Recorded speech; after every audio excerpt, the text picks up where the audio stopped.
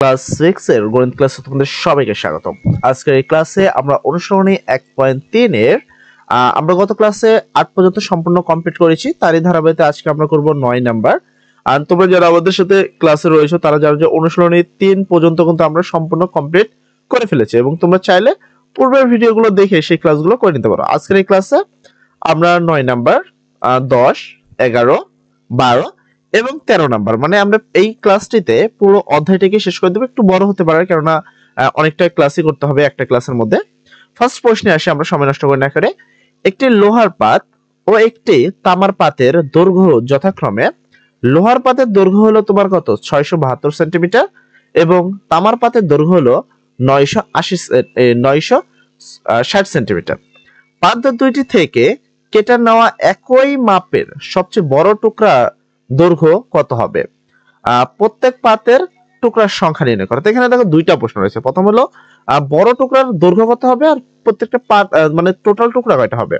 সেক্ষেত্রে শুরুতে করব বা সমাধানে আমরা শুরুতে লিখব যে প্রদত্ত পাত দুটি থেকে কেটে নেওয়া একই মাপের সবচেয়ে বড় টুকরার দৈর্ঘ্য হবে লোহার পাত ও তামার পাতের প্রদত্ত দৈর্ঘ্যের নির্ণয় লসাগু।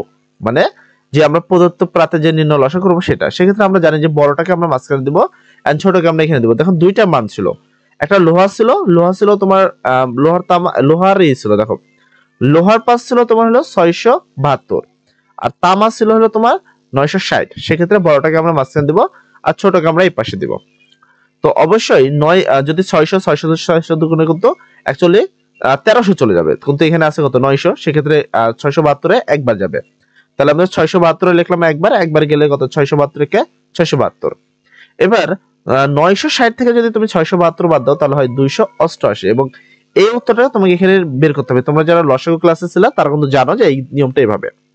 এর পরবর্তীতে 972 দেখতে হবে যে 288 এর মধ্যে কয়বার যায়। তাহলে 288 অ্যাকচুয়ালি 972 এর মধ্যে দুইবার যায়, তিনবার দিলে একটু বেশি হয়ে যায়, ঠিক আছে।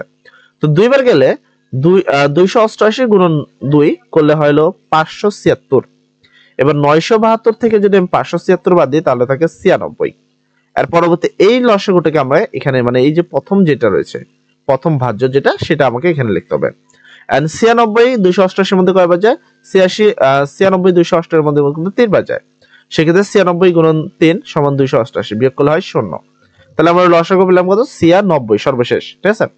অতএব 672 ও 960 এর গসাগু হবে হলো 96। আশা করি তুমি বুঝতে পেরেছো।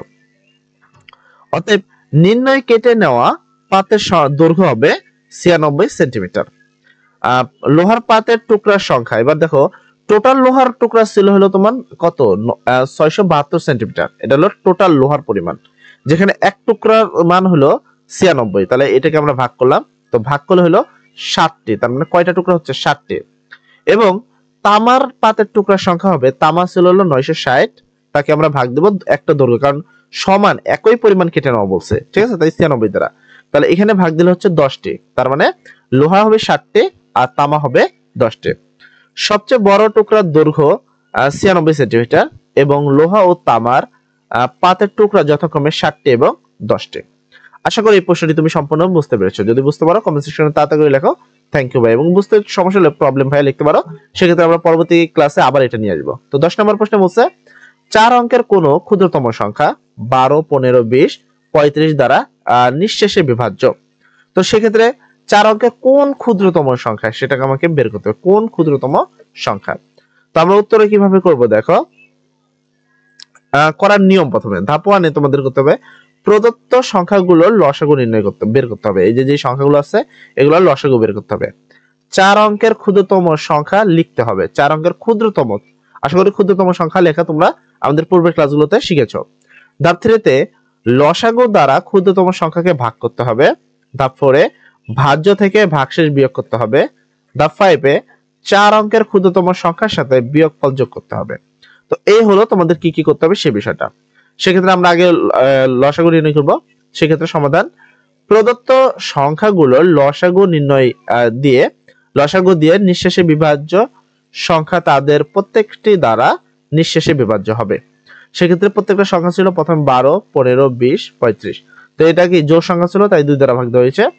12 কে 2 দ্বারা ভাগ দিলে হয় 6, 15 কে 2 দ্বারা ভাগ যায় না যেহেতু একটা বেজোড় সংখ্যা, 20 কে 2 দ্বারা ভাগ দিলে হয় 10, 35 2 দ্বারা যায় না কারণ এটাও একটা বেজোড় সংখ্যা। এখনো যদি খেয়াল করে এখনো কিন্তু দুইটা জোড় সংখ্যা রয়েছে, তাই আবারও 2 দ্বারা ভাগ দেওয়া হলো। 6 কে 2 দ্বারা ভাগ দিলে হয় 3, 15 কিন্তু 2 দ্বারা ভাগ যায় না, 10 কে 2 দ্বারা ভাগ দিলে হয় 5, 35 কিন্তু 2 দ্বারা ভাগ যায় না। সেক্ষেত্রে এই সবগুলো বেজোড় সংখ্যা, তাই আমরা একে ভাগ দেব 3 দ্বারা। 3 দ্বারা 3 ভাগ দিলে হয় 1, 15 দ্বারা যদি 3 দ্বারা ভাগ দিই, 15 যদি 3 দ্বারা ভাগ দিই তাহলে হয় 5, 5 যদি 3 দ্বারা ভাগ দিই তাহলে যায় না, আর 35 যদি 3 দ্বারা ভাগ দিই তাহলে কিন্তু যায় না। তো এবার বেশি 5 রয়েছে, তাহলে এবার 5 দ্বারা ভাগ দিলাম, সেক্ষেত্রে 1 তো ভাগ যায় না, 5 দ্বারা ভাগ দিলে উত্তর হয় 1, 5 দ্বারা ভাগ দিলে উত্তর 1, 35 5 দ্বারা ভাগ দিলে উত্তর 7। তাহলে আমাদের নির্ণয় লসাগু হলো এইগুলো, ঠিক আছে। তাহলে অতএব 12, 15, 20, 35 এর লসাগু সমান 2 গুণন 2 গুণন 3 গুণন 5 গুণন 7 সমান হলো 420, ঠিক আছে। এটা আমাদের প্রথম খণ্ড হলো। এরপর আমাদের দ্বিতীয় লসাগু নির্ণয় করা কিন্তু কাজ শেষ। এরপরে দেখো নিয়ম অনুসারে আমরা কিন্তু নিয়মটা কি হবে সেটা কিন্তু তোমাদের লিখে দেওয়া হয়েছে, তোমরা কিন্তু সেখান থেকে দেখতে পারো। 4 অঙ্কের ক্ষুদ্রতম সংখ্যা হলো 1000, ঠিক আছে। 4 অঙ্কের সবচেয়ে ক্ষুদ্রতম সংখ্যা 1000, এর চেয়ে ছোট কোনো সংখ্যা নেই। সেক্ষেত্রে আমাকে 420 যেটা আমরা পেলাম তাকে 1000 দ্বারা ভাগ করতে হবে এবং ভাগ যায় সর্বোচ্চ 2 বার। 2 বার দ্বারা ভাগ দিলে 420 গুণন 2 করলে হয় 840 এবং 1000 থেকে 840 বাদ দিলে হয় হলো 160। এবার আমরা একটুখানি বাকি কাজটুকু করতে হবে, বিয়োগ করতে হবে। দেখা যাচ্ছে 1000 সংখ্যাটি 420 দ্বারা বিভাজ্য নয়। 420 দিয়ে ভাগ করলে ভাগশেষ থাকে 160। ভাজ্য 1000 থেকে 160 কম হলে সংখ্যাটি নিঃশেষে বিভাজ্য হবে, কিন্তু তখন সংখ্যাটি 1000 মাইনাস 160 সমান সমান তোমার কত 840, অর্থাৎ 3 অঙ্কের হয়ে যায় বা 3 অঙ্কের হয়। আবার ভাজ্য যদি তোমার এখান থেকে যদি 420 থেকে যদি 160 কমাই তাহলে 260 হয়, এর বেশি হয়। তাহলে ওই সংখ্যাটি 420 দিয়ে নিঃশেষে বিভাজ্য হবে। অতএব নির্ণয় সংখ্যাটি হবে 1000 প্লাস তোমার কত 420 থেকে 160 বাদ, তাহলে এখানে 1000 আছে 1000 প্লাস আছে প্লাস 420 থেকে 160 বাদ দিলে হয় 260 এবং এই দুটোকে যোগ করলে হয় 1260। আশা করি তোমরা আমাদের প্রশ্নটি বুঝতে পেরেছো। এর পরবর্তী প্রশ্ন হলো তোমাদের এখানে 11 নম্বর প্রশ্ন। তার আগে আমি তোমাদের একটু বলে দিই, আমাদের অলরেডি প্রত্যেকটা ক্লাসের টাইম থাকে, তো আজকের ক্লাসের আমাদের এই পর্যন্তই সময় ছিল। তো আজকে আমরা এই পর্যন্ত করতে পারবো না, নেক্সট ক্লাসে আমরা তোমাদেরকে 11, 12 এবং 13 এবং সম্পূর্ণ একটি ক্লাস নিয়ে আসবো যেখানে তোমাদের পুরো অধ্যায়টা শেষ করে দেবো। আরেকটা বিষয় হলো এই অর্থাৎ 1.3 পর্যন্ত আমরা রয়েছি, এরপর আমরা সরাসরি বীজগণিতে যাব, কারণ বীজগণিত থেকে কিন্তু প্রশ্ন আসবেই আসবে। আরেকটা বিষয়, পূর্বের ক্লাসগুলো যারা দেখোনি তারা কিন্তু অবশ্যই পূর্বের ক্লাসগুলো দিবা, এবং যারা নতুন ছাত্র আমাদের তারা চ্যানেলটি সাবস্ক্রাইব করতে ভুলবে না। অবশ্যই আমাদের সাথে থাকবা, সবাই ভালো থাকবা, সব জন্য দোয়া করি। আসসালামু আলাইকুম।